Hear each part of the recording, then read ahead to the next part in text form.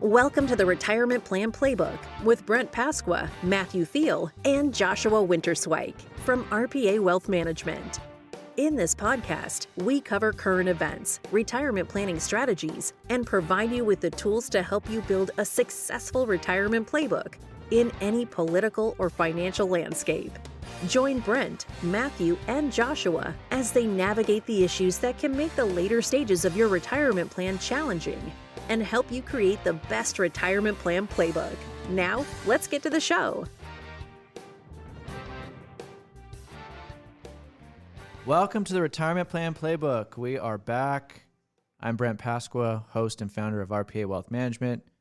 I'm here with Matthew Thiel, certified financial planner, and our guy, Joshua Winterswike, certified financial planner. We're getting a lot of the same questions right now, and that's about whether or not we are in a recession. Are we going to actually step into the recession if we're not? And what are some of the strategies we can utilize if we do end up or we are in this recession? So we want to address that today. But as we kind of get this thing started, I wanted to ask you guys, Amazon's Prime Day came and went. Did you guys take advantage of any deals? No, I didn't buy anything. I was looking at TVs. I want a new TV. My TV is too small and it doesn't work that. So I decided to hold off though, wait for Labor Day or Black Friday. I'm sure there'll be bigger sales then. I looked at all the players, Best Buy, Amazon, Walmart. I'd love to get a nice TV for a little bit less than they were offering them.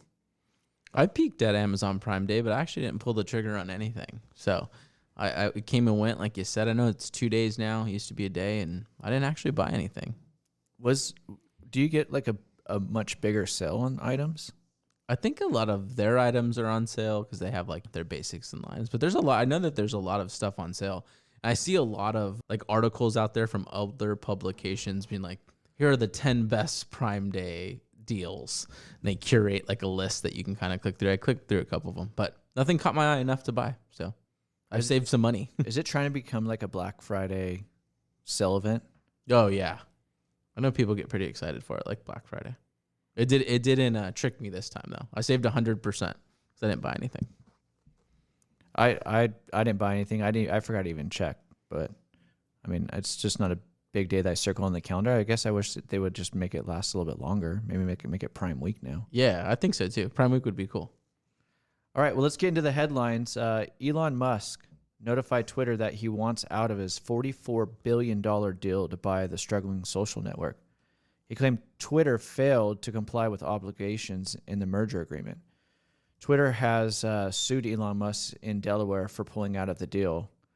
I'm still confused about what has all happened here and how did we even end up here? Yeah, this is a crazy story. So, we talked about it like 3 or 4 shows ago. Musk agreed to buy Twitter. They signed the agreements. And then he's kind of been, I guess, like taking his toes out of the water slowly and setting up for this with public comments. And then he let them know that he's pulling the deal. And then Twitter obviously sued because the board has to put the shareholders as their best interest, right? So like advisors, we have to put our clients' best interest first. The board has to put the shareholders of Twitter's best interest first. And obviously $44 billion is a pretty good deal for, a struggling social media company. It's worth a lot less now.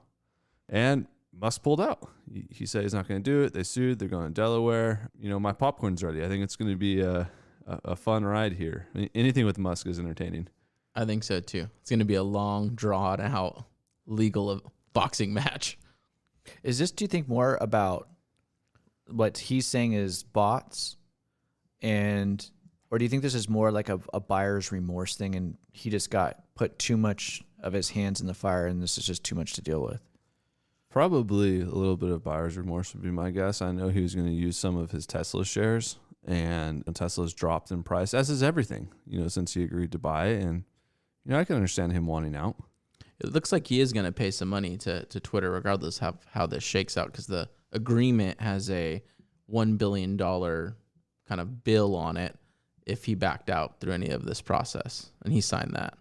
That sounds like a lot to you and me. That's pocket change for Mr. Elon. But this is no different. Say you're a real estate agent, you sell a house, the buyer backs out. That's all that's happening here. Why does this go through Delaware? That's where the majority of corporations are incorporated at.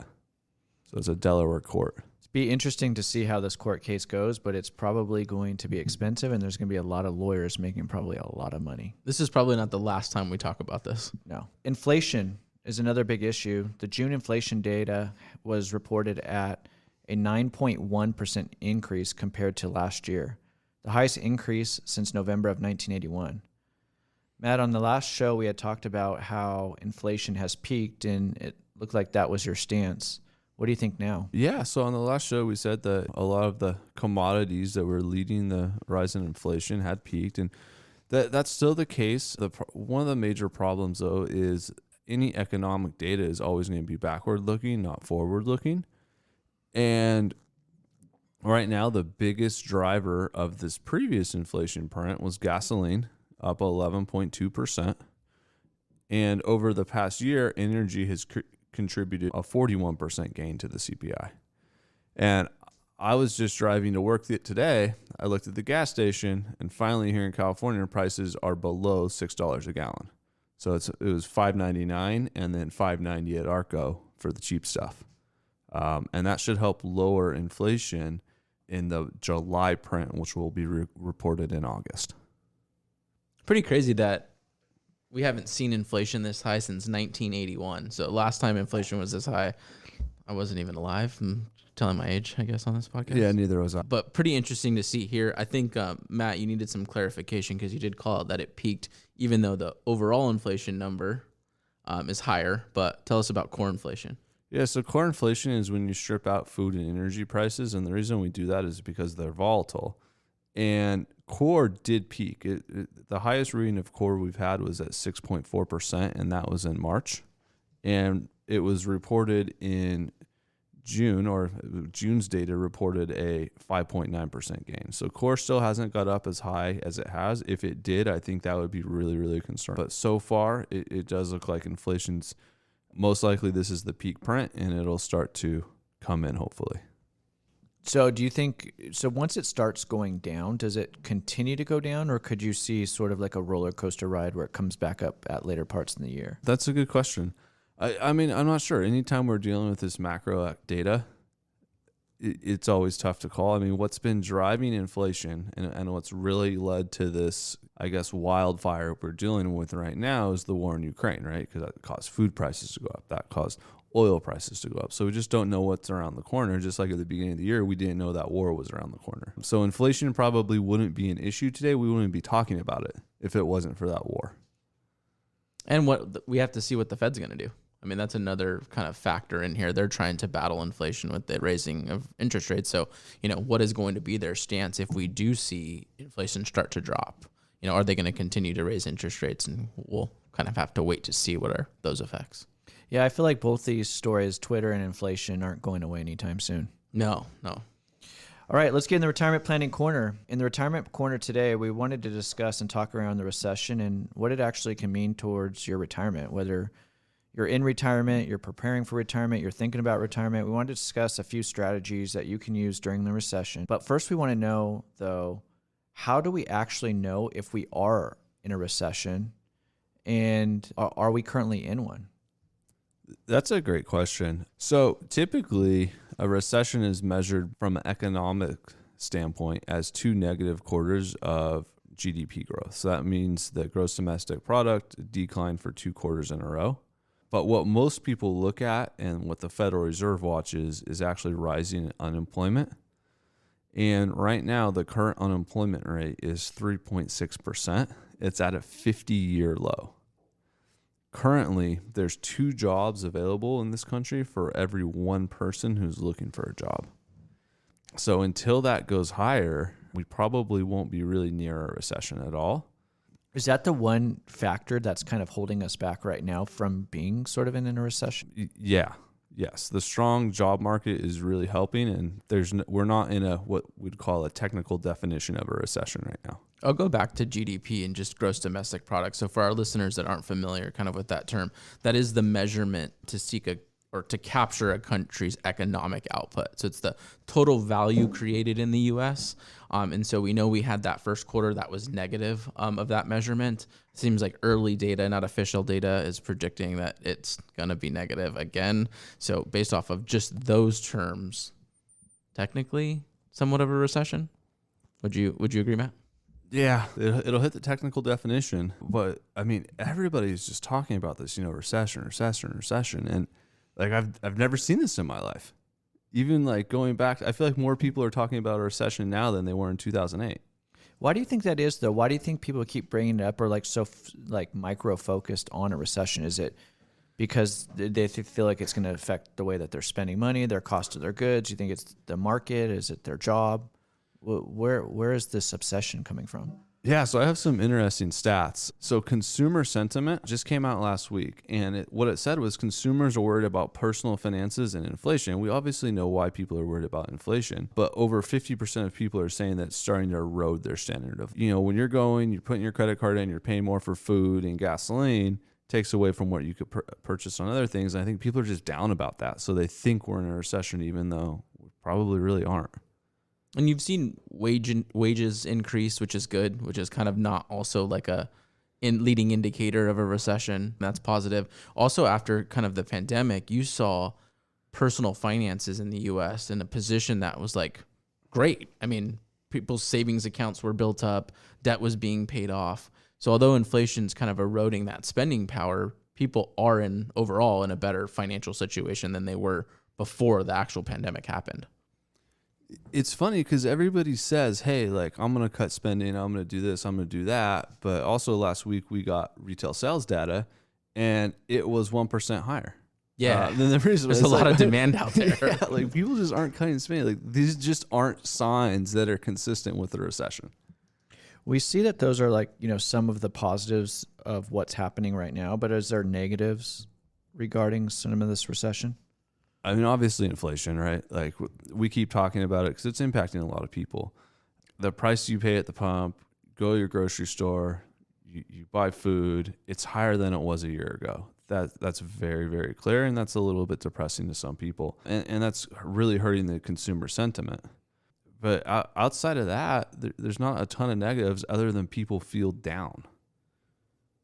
And continuing on the inflation talk, I mean, just when you see last month it was 8.6. Now we're seeing inflation increase to 9.1.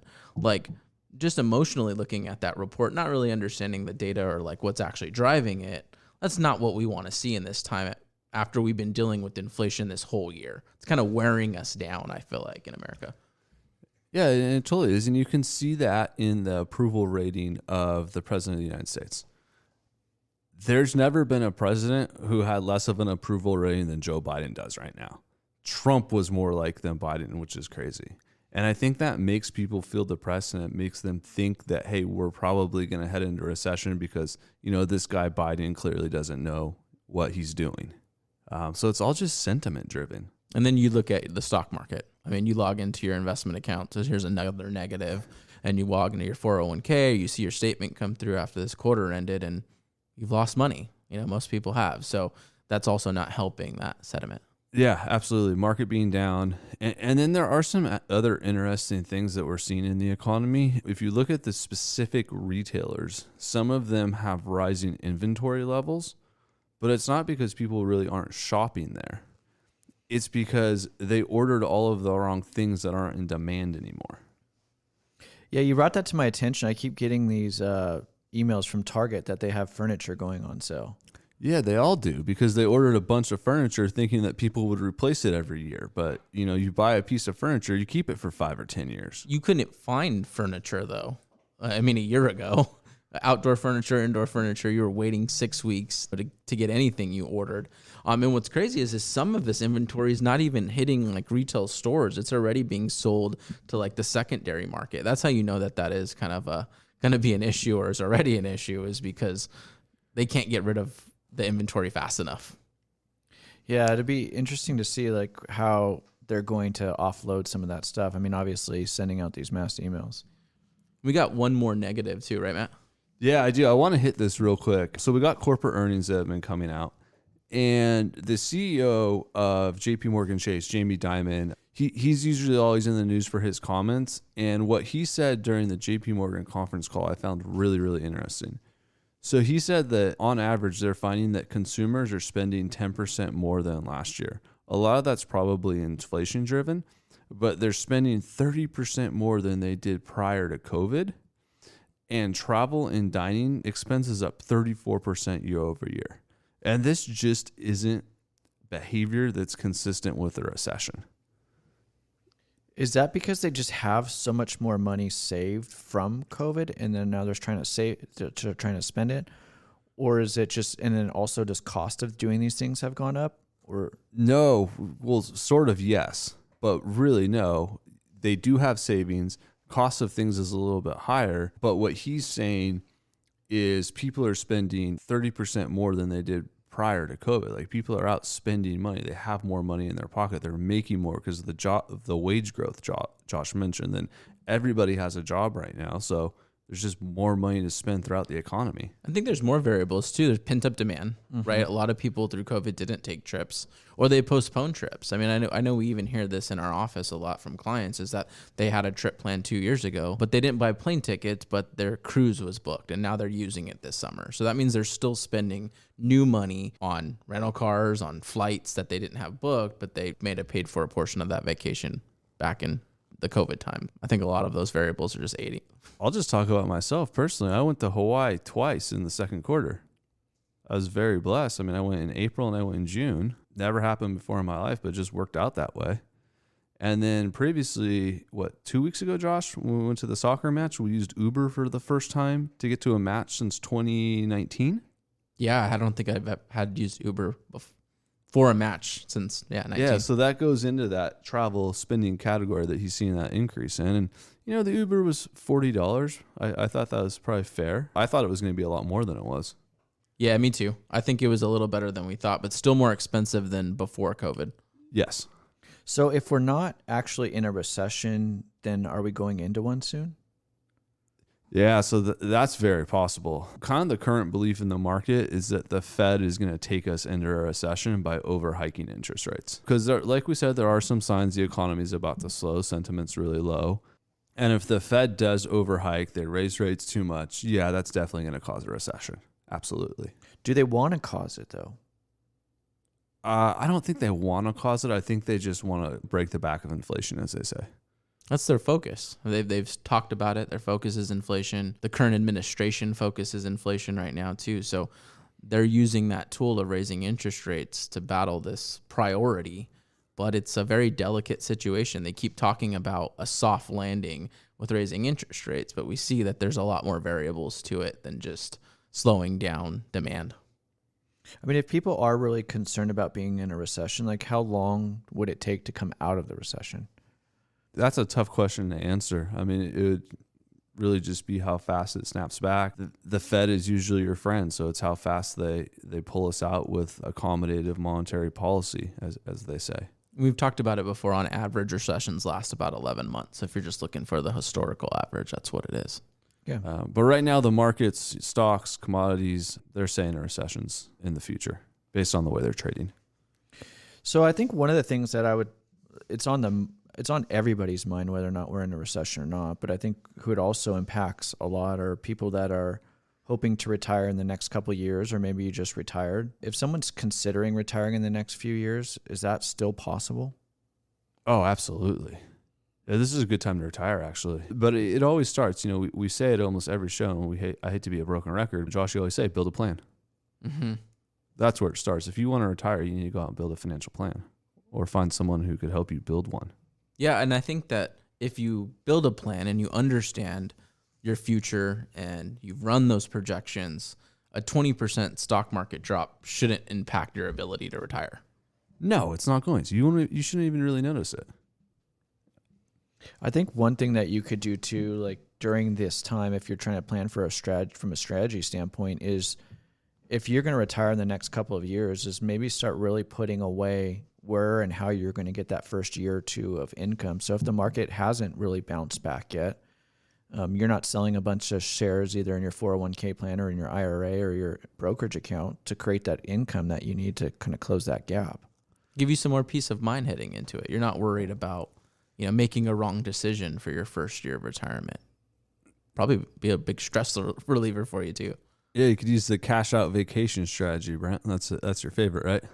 And I think you can, and if you do that and plan it correctly, so if you have built up vacation, and you can maybe take that built up vacation into the beginning of that following year once you plan to retire, sell off that vacation, you're going to get a lump sum check. And if you do get bonuses, that could help as well.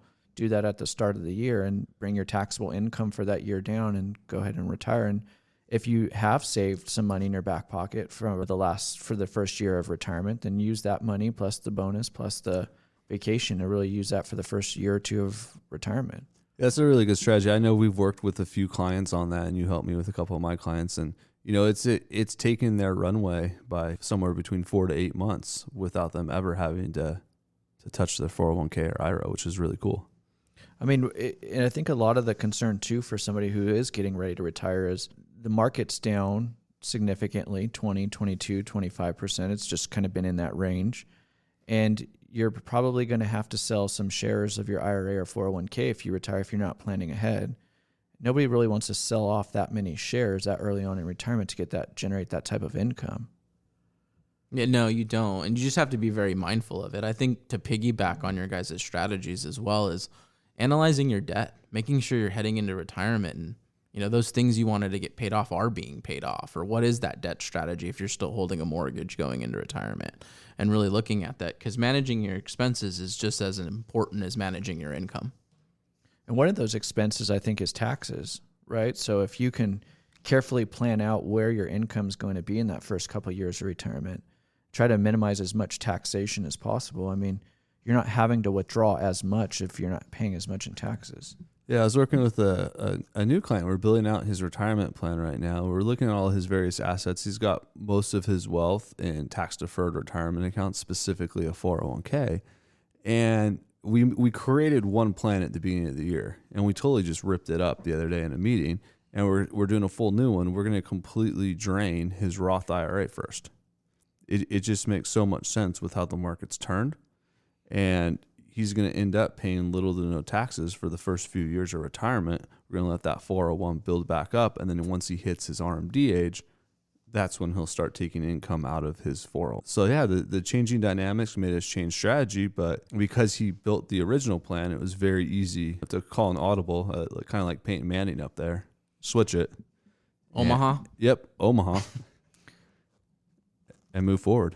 I think that's one of the things that is so important when you're working with the client, and that's being able to adjust and change and adapt the plan, because things are going to change. And when you're doing planning, you're going to assume that we're going to go through these volatility points in the market. And, we assume that someone during their retirement is going to be in a recession. There's going to be a recession for a couple of years. But how you adjust during that time, because you don't want to look back 2 years from now and say, well, we didn't do anything. We didn't adjust the plan.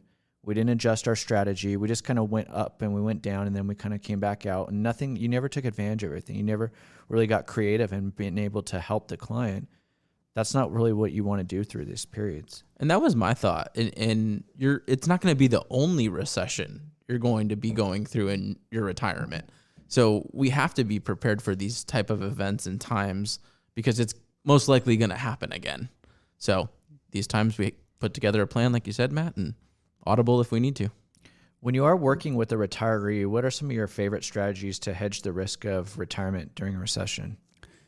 Yeah, there's only one strategy I think that's like the gold standard that puts everyone at ease, and that's doing a bucket strategy. So it's kind of old school, but take your money, you put it in 3 different buckets. You have your cash bucket, you have your fixed income bucket, and then you have your equity bucket. Equity bucket, 7+ years long.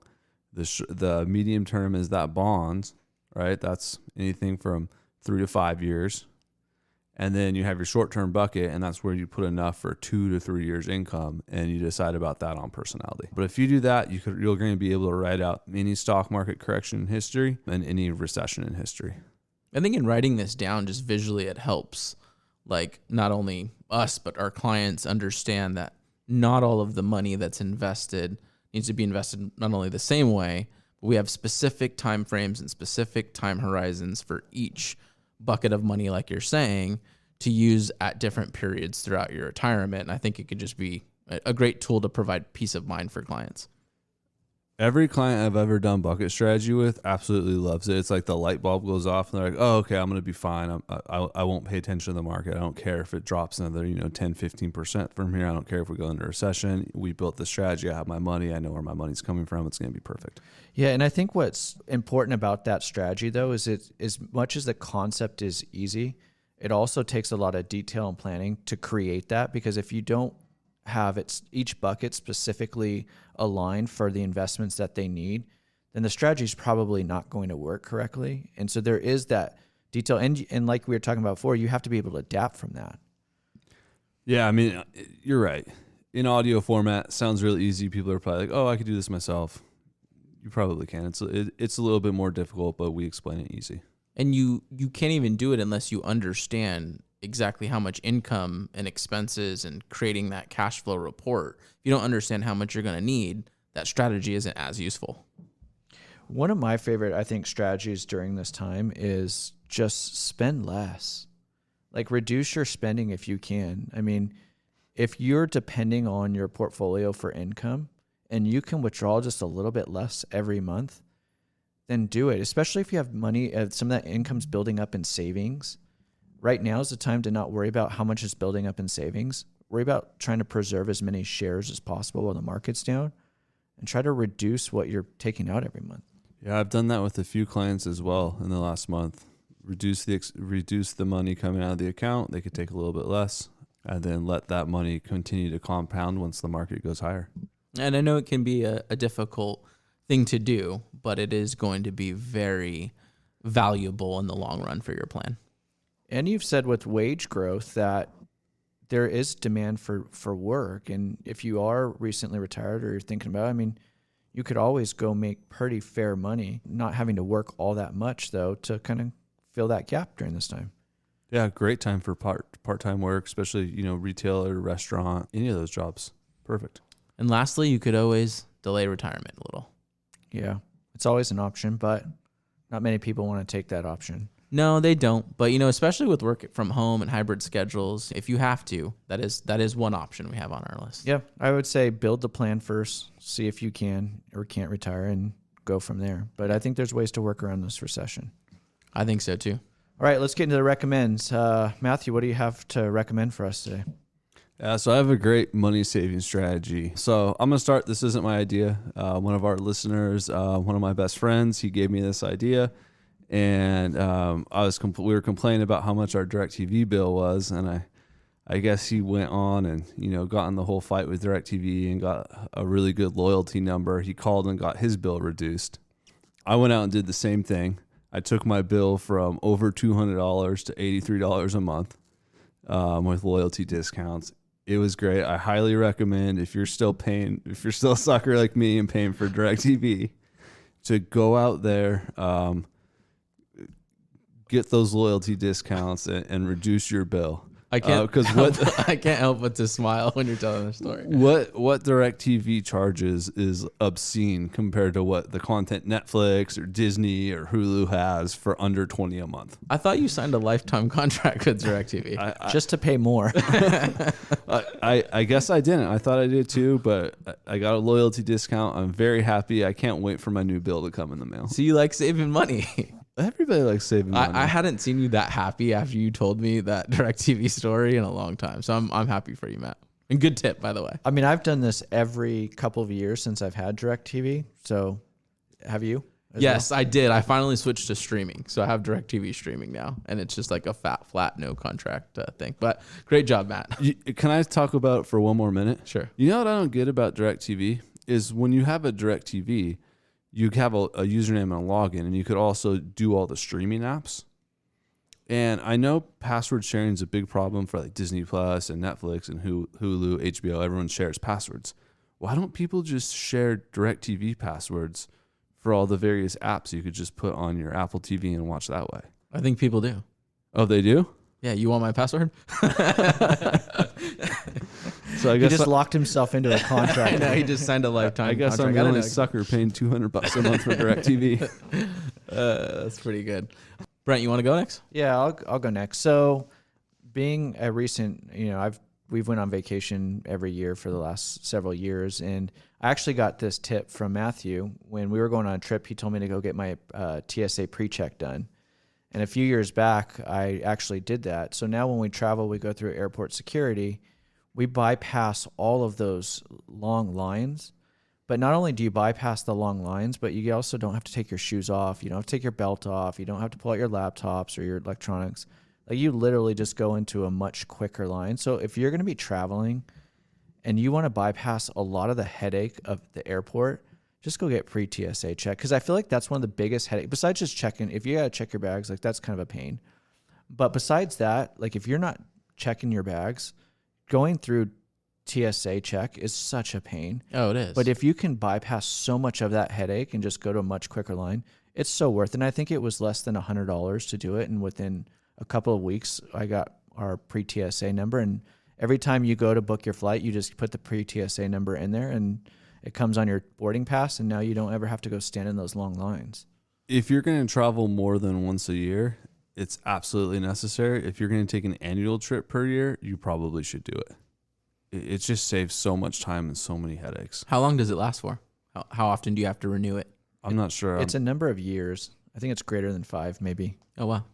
Yeah, I probably need to renew mine pretty soon because I think I got it a while ago. I don't have it. We've had this conversation, Brent, and I'm taking a trip in October, so I'm debating whether me and my wife should get it. It's well worth it. I mean, you're traveling with a child, right? Yeah.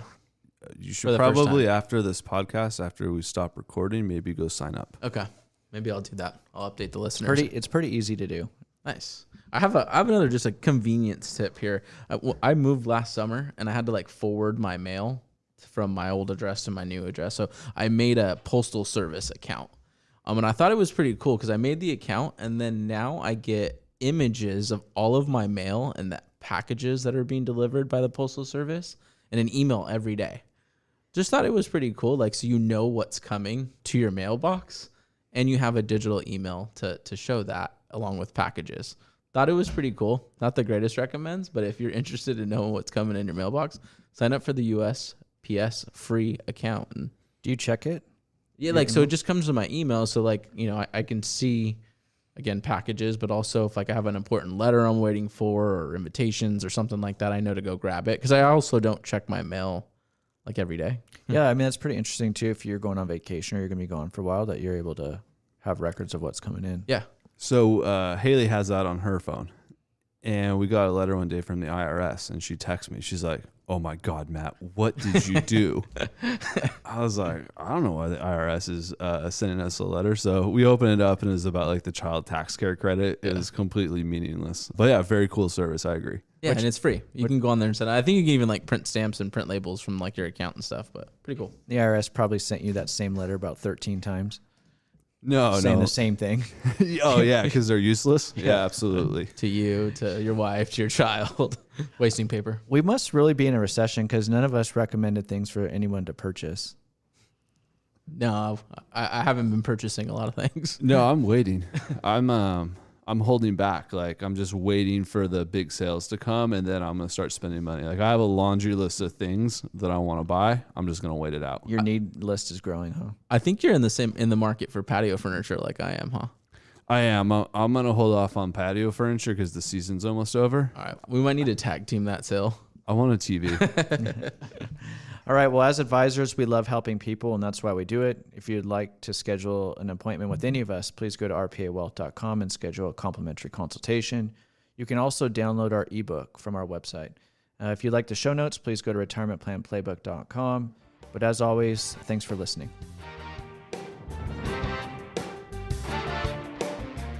Thank you for listening to the Retirement Plan Playbook. Click the following button to be notified when new episodes become available.